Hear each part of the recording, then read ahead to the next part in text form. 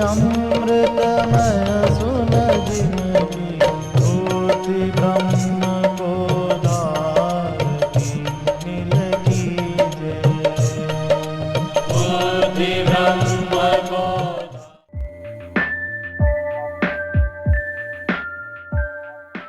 श्री राम जय जय राम।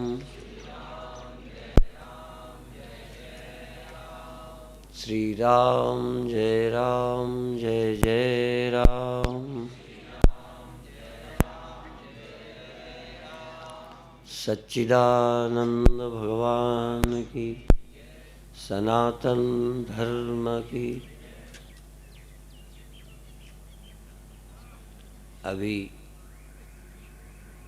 कुछ क्रियाओं का और अभी प्राणायामों का अभ्यास किया।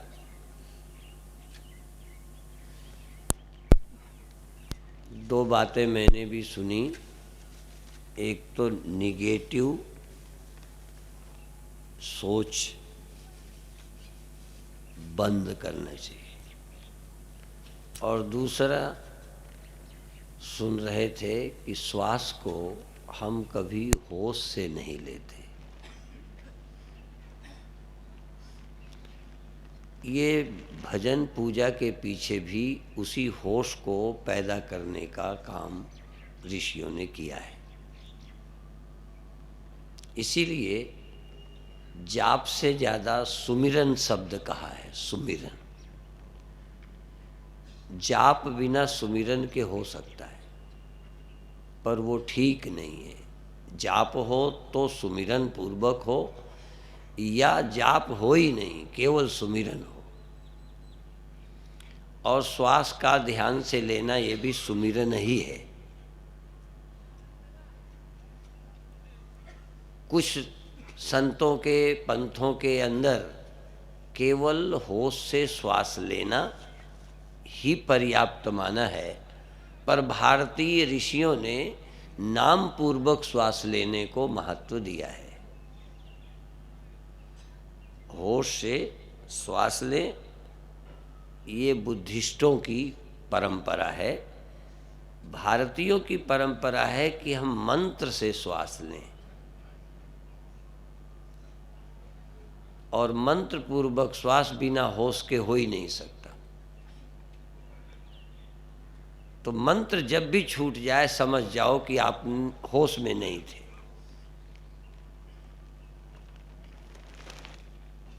यदि हम होश पूर्वक श्वास लेने का अभ्यास करें, उसमें मंत्र पूर्वक, क्योंकि मंत्र ही आपको याद रखने का है। मंत्र ही है जो याद है, बाकी तो बिना याद के भी है। श्वास तो बिना याद के चल जाएगी, बहुत क्रियाएं बिना होश के चल जाती हैं, परंतु जप भी बिना होश के चल जाएगा। जप भी एक क्रिया है, एक बार चालू हो गई तो हो गई। जैसे श्वास जैसी क्रिया सोए में चलती है कि नहीं? इतनी नेचुरल है श्वास कि आप सोए रहें तो भी चल रही है। ऐसे ही कभी कभी सपने में लोग बोलते हैं, चिल्लाते हैं। इसी तरह मंत्र भी बोलते हैं। तो मंत्र यदि जबान से बोलेंगे तो जरूरी नहीं कि आप होश में बोल रहे हो। राम राम भी बोलते रहेंगे और सुमिरन नहीं होगा। इसलिए जाप और सुमिरन इनको अलग किया है, क्योंकि जाप एक क्रिया है, सुमिरन एक अंदर की फीलिंग है, अनुभूति है। इसीलिए ये भी कहा कि सुमिरो, सुमिर सुमिर सुख पाओ, कल क्लेश तन माही मिटा, और काज तेरे किते न काम, मिल साध संग भज केवल नाम। नाम को भज, पदार्थों को मत भज। पदार्थों की याद में जिंदगी खराब न कर। नाम के सुमिरन में लग, नाम का भजन कर। भजन सुमिरन का नाम है।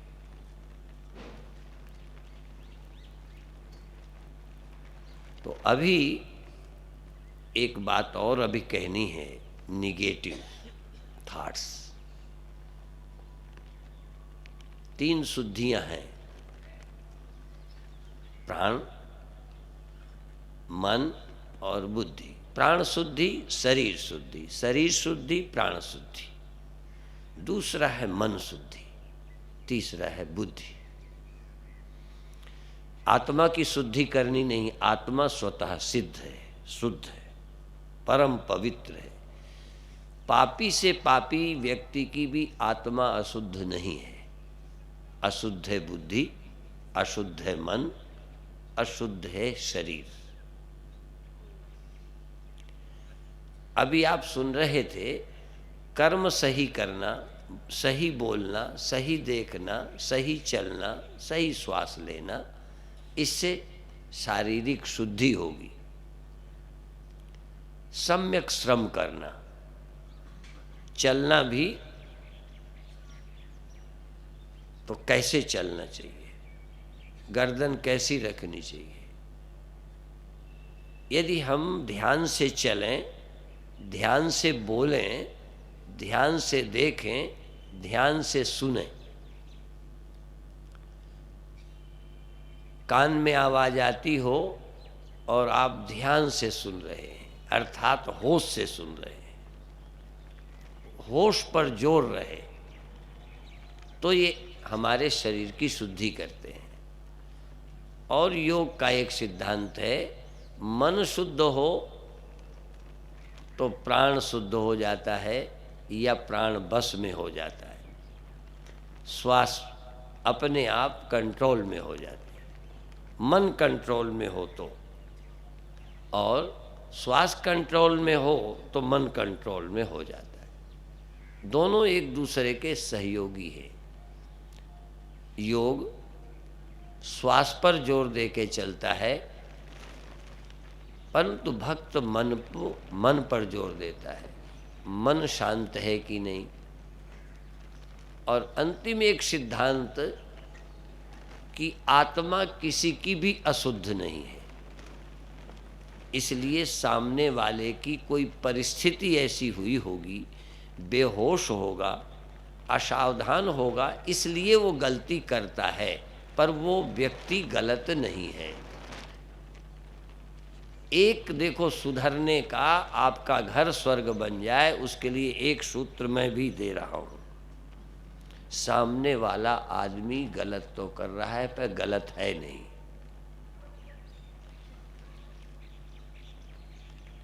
एक मंत्र यदि आज तुम ले जाओ,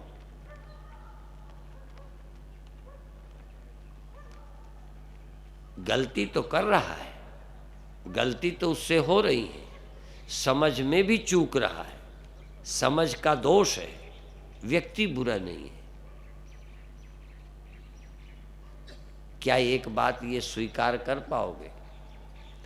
धर्मशास्त्र और वेद उपनिषद यही कहते हैं, आत्मा शुद्ध है,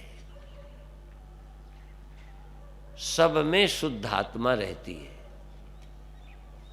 पर तुम कहते हो नहीं, ये भीतर से बुरा है। हम कहते हैं ऊपर से बुरा है, भीतर से बुरा नहीं है, या सचमुच बुरा नहीं है, नियत का खराब नहीं है। ये मंत्र हमारा कोई लेता नहीं है। हम बहुत मंत्र देते हैं, पर ये मंत्र लोग हमारा नहीं लेते। सास बहू को मानती है कि ये जान के गड़बड़ करती है, बहू सास को कहती है तो पीछे ही पड़ गई है मेरे। पत्नी पति को दोषी कहती है, पति पत्नी को दोषी कहता है। हम हमेशा दूसरे को गलत और अपने को सही कहते हैं। और जिस अंश में तुम गलत हो, उसी अंश में वो गलत है। और जिस भाव के कारण तुम बुरे नहीं हो, उस भाव के कारण वो भी बुरा नहीं है। तुम भी कहोगे गुस्सा तो मेरे आया, मेरी भावना खराब नहीं थी। तो दूसरे वाले की, उसकी भावना खराब थी। माने ये तराजू एक जैसा क्यों नहीं चलता? जब हम तौल के सामान लेते हैं तो सामान ज़्यादा लेते हैं तौलते समय, और देना होता है तो सामान कम देते हैं। ये तौलते समय ये दो तरह का कैसे? तराजू तो दो तरह का नहीं है।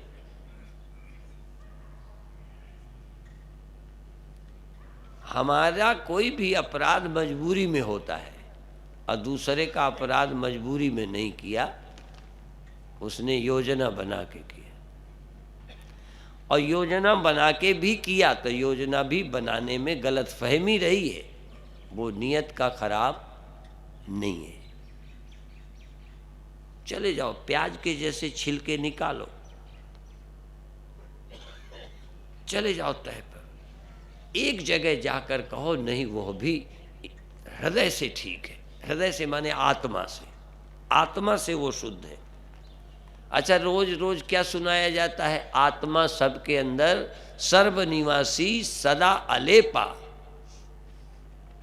आत्मा सबके अंदर सदा अलेप, अलिप्त तो मुक्त आत्मा सबके अंदर है, तो ही संग समाई। तो वो जो शुद्ध आत्मा है किस में नहीं रहती? क्या ये तुम्हें याद रहता है? श्वास जैसे याद नहीं रहती ना तुम्हारी चलती हुई, ऐसे तुम्हें ये बात भी याद नहीं रहती कि सामने वाला हृदय से, अंतरात्मा से बिल्कुल शुद्ध है, ये खराब नहीं है। किसी ने गलत फहमी डाल दी, ये पानी स्वभाव से शीतल है, इसका कसूर नहीं है, ये आग के पास रहा है तो उसका प्रभाव पड़ गया है। किसी ने इसके कान भर दिए हैं, किसी ने इसके अंदर जहर घोल दिया है, किसी ने जरूर गलतफहमी पैदा की है। लोग जानते हो ना, नारद के विषय में प्रसिद्ध है कि वो किसी का घर बसने नहीं देते थे, कुछ न कुछ कान में कह आते थे।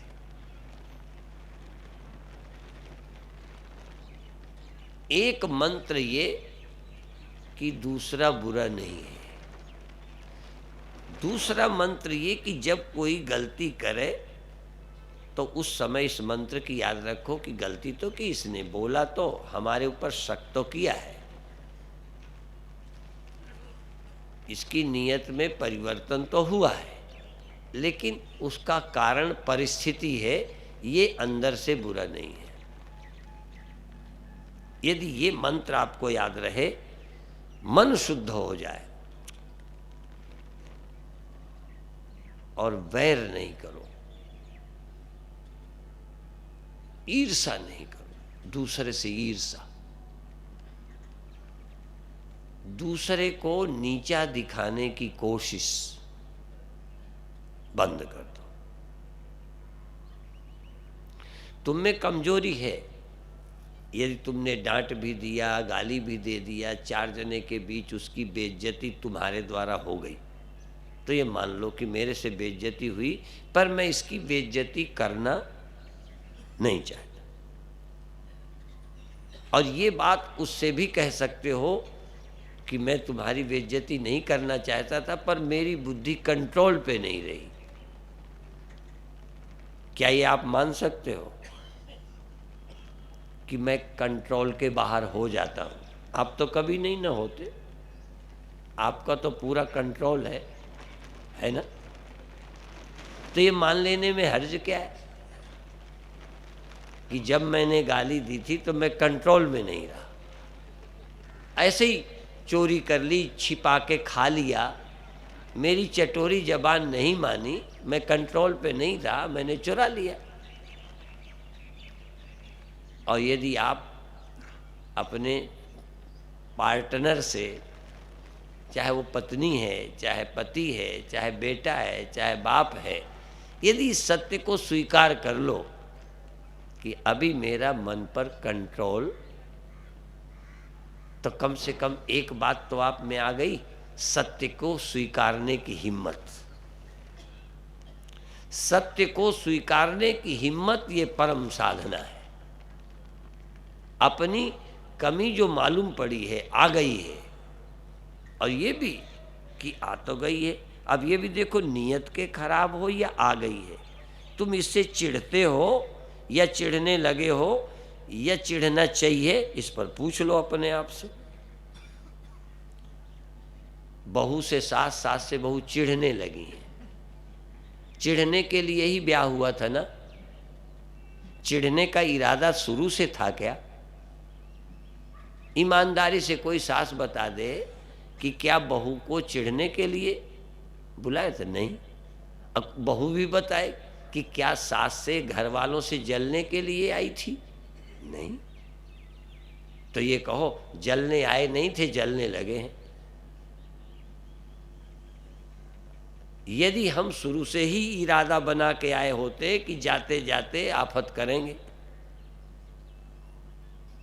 तो जब इरादा था ही नहीं पर ऐसी परिस्थिति आ गई कि हम एक दूसरे पर जलने लग गए, तो ये स्वीकार कर लो कि हमने जलने के लिए तो ये परिवार नहीं बनाया। इसी तरह ये देह हमने दुखी होने के लिए तो नहीं पाया। जन्मों जन्मों में सुख पाने के लिए ही जन्म लेते रहे हैं। आप किस लिए जन्म लेते हैं?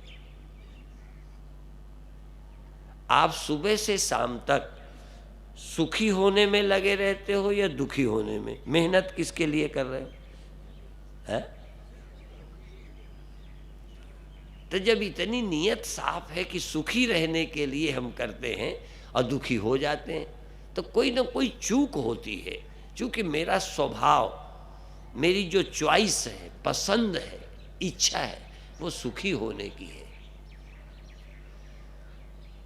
ब्याह किया तो, बच्चा किया तो, दुकान धरी तो, जब भी कोशिश की है हमने, कोशिश वो सुखी होने की है।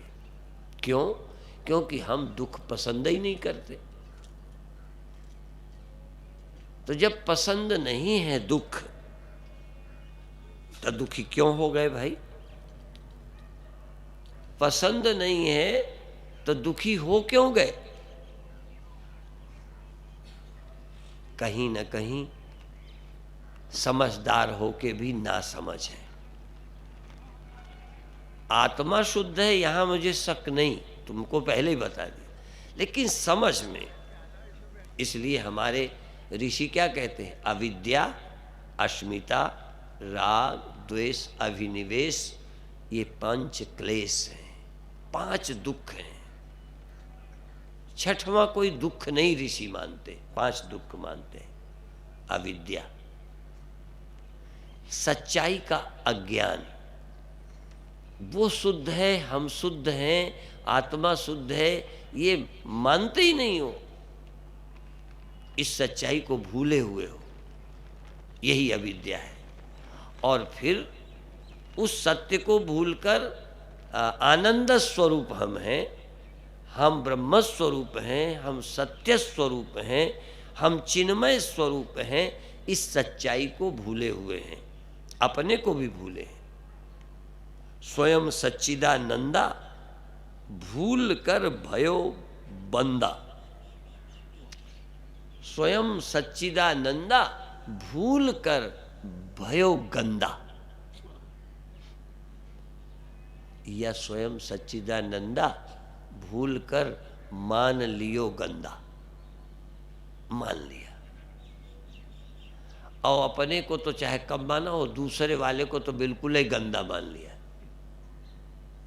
जो आत्मा तुम्हारे है वो आत्मा उसके नहीं है, तुम्हारी ये स्पेशल है। मेरे लोटे का पानी तुम्हारे लोटे का पानी और है। परंतु गर्मी के पास लोटा रख दिया, पानी गर्म हो गया। पानी का स्वभाव शीतल है, संयोग से गर्म हुआ, तो परिस्थिति से बुराई आई है, तुम्हारे स्वरूप में बुराई नहीं है। तुम्हारे स्वरूप में बुराई नहीं है, परिस्थिति से आई है। और दूसरे के में, हम तो आग के कारण गर्म हुए हैं, हम ऐसे पानी हैं कि हम आग के कारण गर्म हुए हैं, और ये वाला ये तो सचमुच गर्म है। माने ये सामने वाला गर्म ही है, ये गर्म किया नहीं गया, ये गलती से गर्म नहीं हुआ, ये गर्म है। अरे भाई वो भी गलती से क्रोधी हुआ है, तुम भी गलती से बुरे हुए हो, गलती कहीं ना कहीं चूक हो गई है।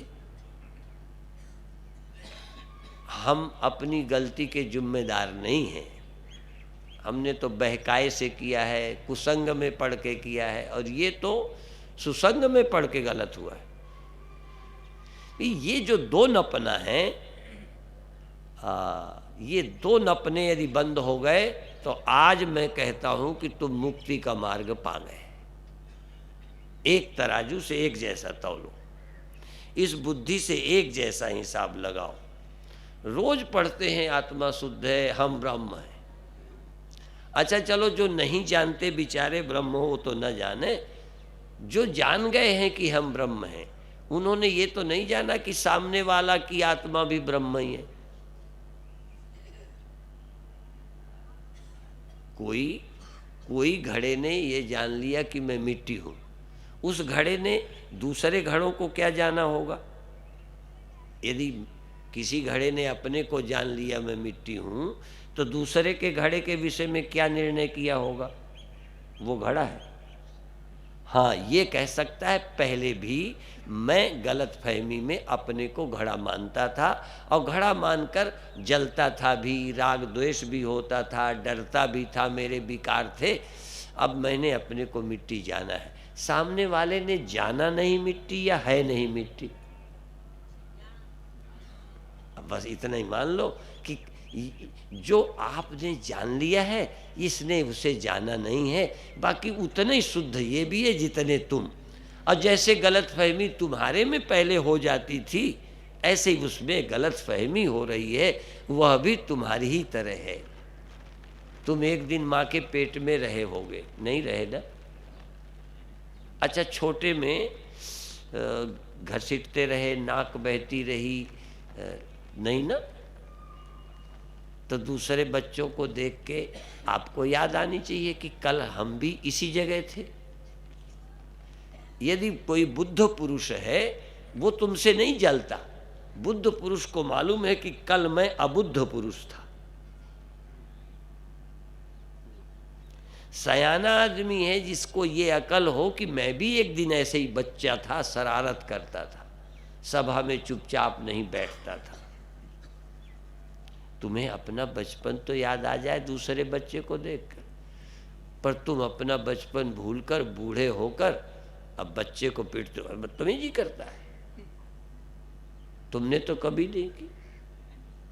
इसलिए आत्मौपम्येन सर्वत्र सार है मुक्ति का, सार है शांति का। या तो बुद्धि शुद्ध हो जाए, क्योंकि सब दुखों का कारण बुद्धि दोष है। अब बुद्धि दोष है तो सब दोषी है, क्योंकि रथ का उदाहरण देकर कहा है ना, इंद्रियाणि हयान्याहु, इंद्रियाणि हयान्याहु। और इंद्रियां तो घोड़े हैं, और मनः प्रग्रहमेवच, और मन लगाम है। बुद्धिम तु सारथिम विद्धि, बुद्धि तो सारथी है, बुद्धि तो रथ हाँकने वाली है, और आत्मा रथी है। आत्मा रथ में बैठा है, हाँकने वाली बुद्धि है। ये बुद्धि क्यों खराब होती है, आप जानते हो इसके विषय में? बुद्धि आई है बाद में, इंद्रियां पहले थीं। जानवरों के इंद्रियां थीं कि नहीं? मन था कि नहीं? अब बुद्धि नहीं थी। इंद्रियां पहले से यहाँ की निवासी हैं, मन पहले से यहाँ है। इंद्रियों के अनुभव, सर्दी गर्मी, भूख प्यास, जवानी बुढ़ापा, ये इंद्रियों से पहले ये प्राप्त होते रहे, और ये इधर का संदेश, ज्ञान इधर से आ रहा है। देखो, बाहर का अनुभव भीतर जा रहा है। मालकिन बुद्धि है, सारथी बुद्धि है, पर अनुभव बाहर से मेरे भीतर जा रहे हैं।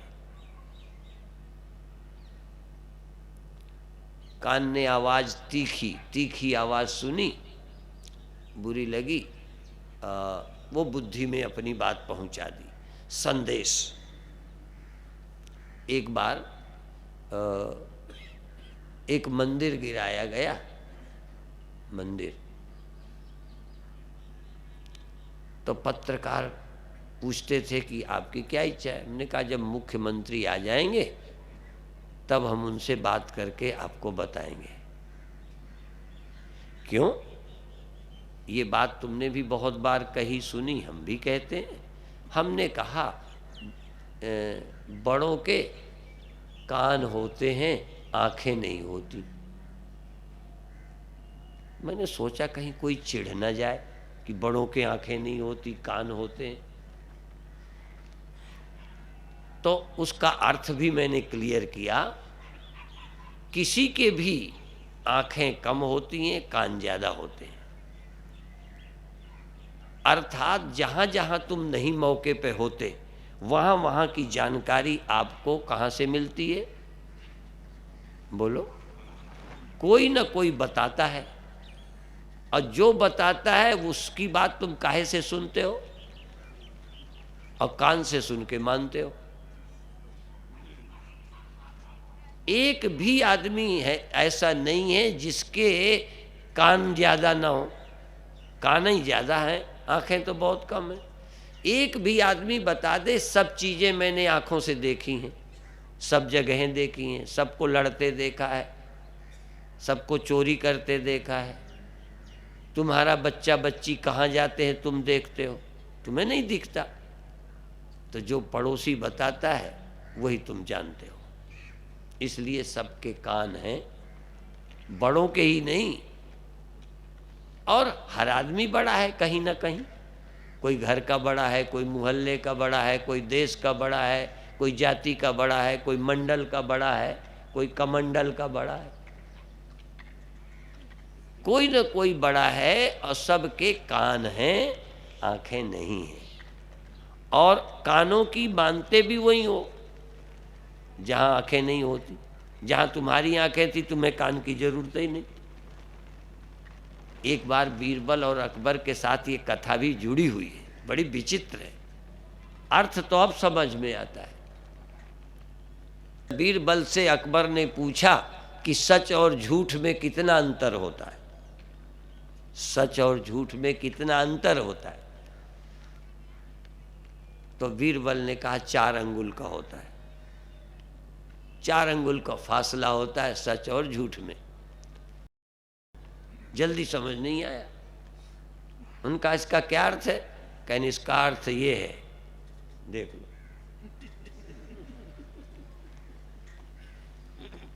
खुद देखा और सुना।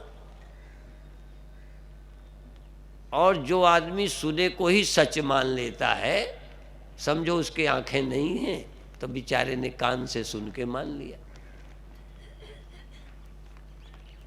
तुम्हारा पति दुकान धंधे से आया, और जो तुमने सास के विषय में कहना है सो पति को पता चलना है। या पति दुकान से आया, जो उसकी मम्मी कहेगी वही सुनेगा, और वो मम्मी की मान लेगा, सो अपनी पत्नी के पीछे पड़ जाएगा, सो उपद्रव शुरू। तो कई पत्नियां कहती हैं पति तो बहुत अच्छे हैं, पर मेरे पति का दिमाग मेरी सास ने खराब किया है। और एक कहावत हमारे यहाँ यूपी में थी, माहिल माहिल, जो इधर उधर की करता है। उरई को लोग बोलते माहिल की नगरी है। उरई है माहिल की नगरी, जो कान में कुछ कह देते हैं। और एक औरत ने तो ऐसा किया, कहीं कहीं दोनों को लड़ा दूं। 2 दोस्त थे, कहीं इन्हें लड़ा दूं, कहीं लड़ा ही नहीं सकती, ये तो ऐसे हैं। कहने लगे मैं लड़ा दूं, कहने लगे अच्छा लड़ा दो। तो वो लड़की एक दोस्त के कान में,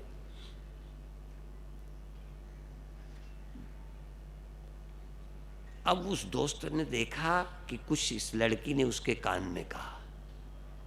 बाद में उसने अकेले में पूछा क्या कहा, कहने लगे कुछ नहीं। कहने कुछ तो कहा, कहने कुछ नहीं। अब ये कैसे मान ले कुछ नहीं कहा, और कहा कुछ भी नहीं था, सचमुच कुछ नहीं कहा था।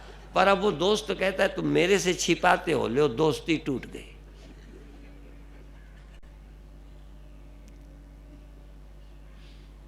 तुम्हारे घर को नर्क जो है कान बना देते हैं। अब आजकल मैं चेलों की सुनना बंद कर चुका हूं। मैं कहता हूं कोई ईमानदार चेला हो, मैं अभी इतना ईमानदार चेलों को मानते ही नहीं हूं कि वो सही सही बता पाएंगे। और सही सही बताने के लिए बहुत तटस्थ मन चाहिए, बहुत शुद्ध बुद्धि चाहिए सही रिपोर्ट देने के लिए।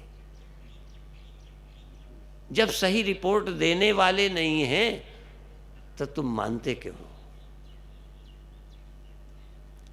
दावे से कोई हरिश्चंद्र नहीं है यहाँ, कोई युधिष्ठिर है नहीं है। कोई युधिष्ठिर हो तो देखो, एक दुश्मन कहता है कि कृष्ण कह दें अश्वत्थामा मर गया तो हम नहीं मानेंगे। रिकॉर्ड देखो, कृष्ण भरोसे के नहीं हैं, पर युधिष्ठिर का भरोसा दुश्मन करते हैं कि वो कह दें कि अश्वत्थामा मरा। हमारे पास युधिष्ठिर तो है ही नहीं, हम किसकी माने? तुम्हारे यहाँ तो सब युधिष्ठिर ही है। तुम्हारा बाप युधिष्ठिर, तुम्हारी माँ युधिष्ठिर, तुम्हारी पत्नी, तुम्हारा नौकर युधिष्ठिर। युधिष्ठिर तो थी मंथरा। मंथरा की बात कैकेयी ने मान ली। हाँ हाँ हाँ, कहने वालों की जो मान लेते हैं समझो नरक तैयार। यदि दुनिया में मुक्त होना है तो सबकी सुनो ही मत, बहरे हो जाओ। पर किसी के कहने पर न माने, कम से कम मेरा दोस्त कहे, मेरी माँ कहे और बेटा न माने, पत्नी कहे और बेटा न माने, वो फिर जो कह दे वो तो ब्रह्म वाक्य है। हाँ, अब क्या करें? ये भगवान तक हमें सुन के मानना है, ये खतरनाक काम है। पर कबीर साहब ने कहा कि तब तक न मानूं गुरु का कहना जब तक न देखूं अपने नैना। जब तक मैं खुद न जांच परख लूं। मुझे भी भगवान ने दिमाग दिया है, इसी के कहने से मान लूं। और ये इतना शुद्ध अंतःकरण का आदमी है कि सही सही बताएगा। ये मैं कभी भी शुद्ध नहीं बोल सकता। शुद्ध केवल सत्य बोल सकता है तो ब्रह्म बोल सकता है, जो अहंकार का शिकार नहीं है वो बोल सकता है। ये मैं के गुलाम कभी सत्य बोलेंगे? अपने स्वार्थ, अपने अहंकार, अपनी वासना हमको कहलवाती है। आत्मा की कोई सुनता ही नहीं। यद्यपि उसको भी मालूम है कि मैं झूठ बोल रहा हूं, क्योंकि उसके अंतर आत्मा है। अंतरात्मा उसकी भी बताती है कि इस शब्द को मैंने बदला है, स्वर को बदला है, भाव बदल दिया है। नहीं मालूम, पर आत्मा की सुनता कौन है? गांधी कहते थे आत्मा की आवाज। दो ही चार दुनिया में हैं जिन्होंने आत्मा की आवाज कहा है, बाकी तो आत्मा बोलती भी है, किसी गधे को मालूम ही तक नहीं। आत्मा भी बोलती है, आत्मा भी कुछ कहती है, पर आत्मा की सुनता कौन है? दबा दी जाती है। सत्य बोलने वालों को चुप किया जाता है। कभी कभी छोटे बच्चे सत्य बोलते हैं। किसी के घर पर एक व्यक्ति आया, उसका कुछ लेन देन था चक्कर, आकर पूछता है पिताजी कहाँ है? बच्चा अंदर गया कि देख के आता हूँ। फिर ने कहा कोई बाहर आया है पूछने। पूछता है पिताजी घर में हैं? तो कहते हैं कह दो कि पिताजी घर पे नहीं है। अब बच्चे को झूठ बोलवा रहे, तो बोल तो गया, पिता के कहने को कह देगा वो। लेकिन अकल इतनी नहीं थी। वो बाहर गया, कहते हैं पिताजी कहते कह दो कि वो नहीं है। माने झूठ बोलने की अकल ही नहीं है। जितना अकल झूठ बोलने को चाहिए ना, इसलिए जितने झूठे हैं वो सब अकलमंद ही हैं। अकलमंद ही झूठ बोल सकता है। सीधा साधा बिना अकल का आदमी झूठ कैसे बनाएगा? झूठ बनाने के लिए अकल चाहिए। तो पहली बात, तुम दूसरे को गलत मत सोचो, और तुम अपने सत्य से दुश्मन को भी प्रभावित कर सकते हो। दुश्मन को भी तुम अपने सत्य से प्रभावित कर सकते हो। तुम झूठ मत बोलो, कह दो हाँ ठीक है, तुमसे गलती भी हुई तो पूछो कि इस कारण से हो गई, इसने मैंने कह दिया इसलिए मैंने कहा, मुझे पता नहीं था। लो बात खत्म।